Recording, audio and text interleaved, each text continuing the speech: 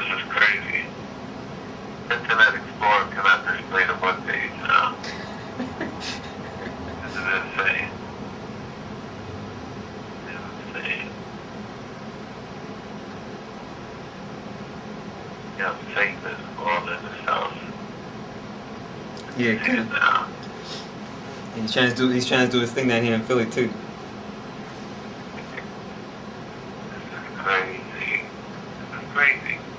Yeah, I know.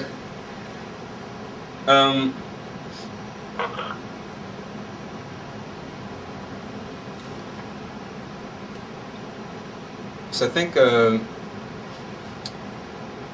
if I'm not mistaken, I think I'm actually still on. So do this, right?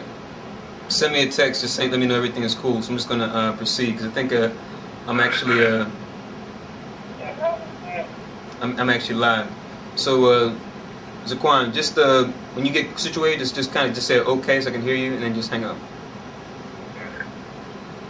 Okay, so apologies for that, Israel. We just had it's kind of technical difficulties working out here, but either way, you know, we're gonna keep going on. So we have 1 Peter 4:17, right? Make sure your notes here down. 1 Peter 4:17.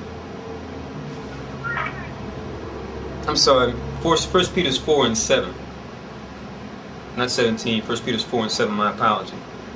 This is 1 Peter, the 4th chapter and the 7th verse, and it reads, "But the end of all things is at hand. Be ye therefore sober and watch unto prayer." Right? So we see that Peter in his letter, along with James, talking about the importance of what? Being sober, meaning having a clear mind, right? But being sober unto prayer. And then watching, right? The importance of keeping watch. We're going to go into scriptures on that in a little bit too.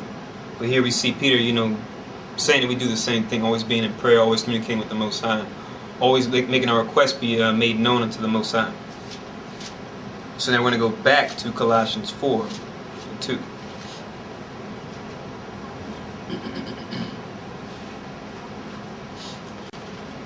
Once again, back to Colossians chapter 4 and verse 2.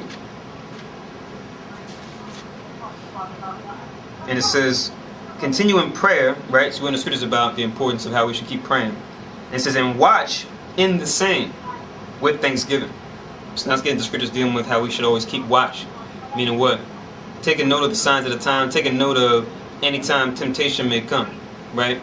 Either on our own behalf or tempting one of our brothers or sisters, or Most High using Satan to come at you through friends you may have in the world or family that you may have in the world, right? We should always be watchful of these different things. Back in the times of Ezekiel, you see the higher meaning going into how we should just keep watch, us trying to strive for righteousness. Let's go to Matthew 24:42.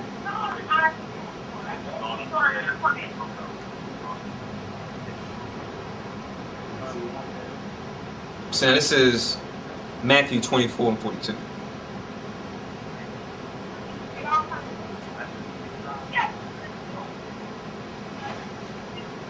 So now Matthew 24:42 reads,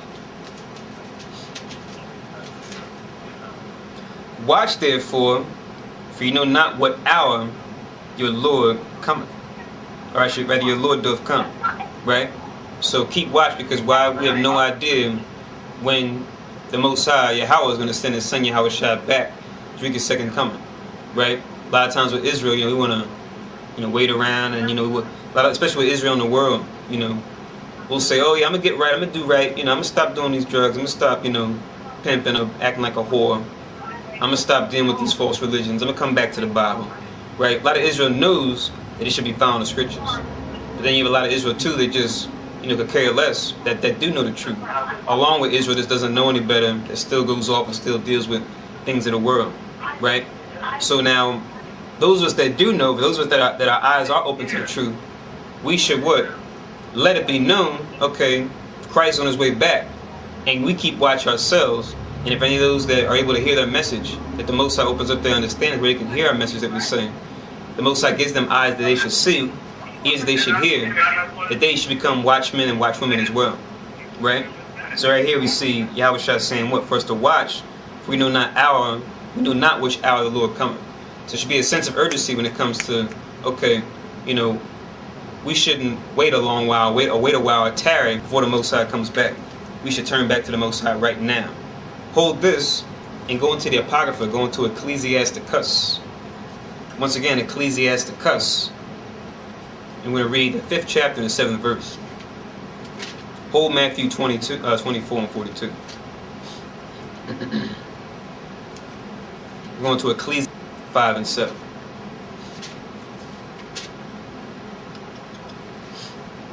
So now this is Ecclesiasticus in the Apocrypha. Right, when you go into it, it was part of the original 1611 translation of the Holy Bible. You had 6 different groups that King James had appointed to translate the Bible from the ancient Hebrew along with the Greek, because a majority of the Bible was written either in Hebrew and Greek, and in certain portions were written in Chaldean, that's for the Babylonians. So you check out the original King James Bible, right? It actually had the Old Testament, we call the Old Testament today, the New Testament, along with the Apocrypha. So those books were actually included in the original Bible. You take a note right here, even the Bible I'm reading from now, if you look on the binding, I'm not sure if you can see it, what it'll tell you is that this is a King James version, but now it's a certain version that actually has the Apocrypha included.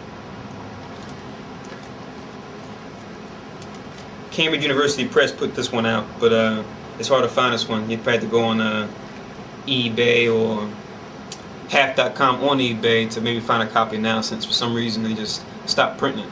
But it's probably one of the best Bibles I've come across as far as, just its contents and, its authenticity and things like that.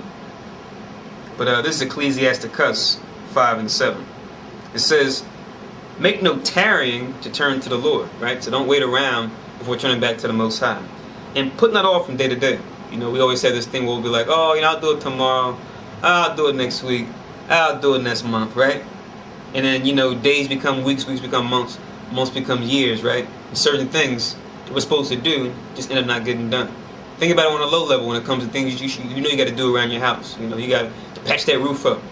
Or, you got to, do some things. You got to do some remodeling in the home. You got to do, certain things in the basement. You got water damage in the basement you got to take care of, as far as different, boxes and things like that, with clothes in them that might have gotten damaged by water. But it's always this thing where we just keep putting it off. So when it comes to serving the Most High God, right? We should really realize the importance of what? The fact that we have to turn back to Him and not leave any time to spare, right? Turn back to Him right now, because before we know it, if we wait around too long, it'll be too late. Excuse me 1 second, audience. So make another adjustment on here, just so you can see the picture clear. Excuse me 1 second.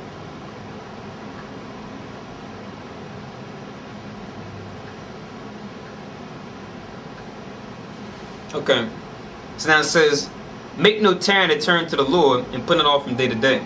For suddenly shall the wrath of the Lord come forth, and in thy security thou shalt be destroyed, and perish in the day of vengeance.